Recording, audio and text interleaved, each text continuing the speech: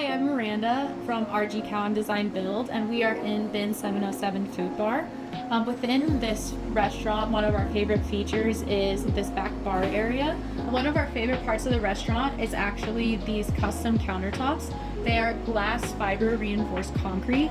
So within it, you can see the specks of black. This is actually the color salt and pepper. So we had a great opportunity. We hadn't used this color before. So it was really fun for our shop to get to showcase it. And then we also have these custom steel cabinets below.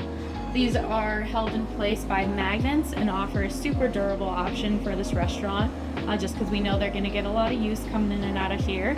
So that steel is also a patina finish, and it matches these shelves on the upper side as well.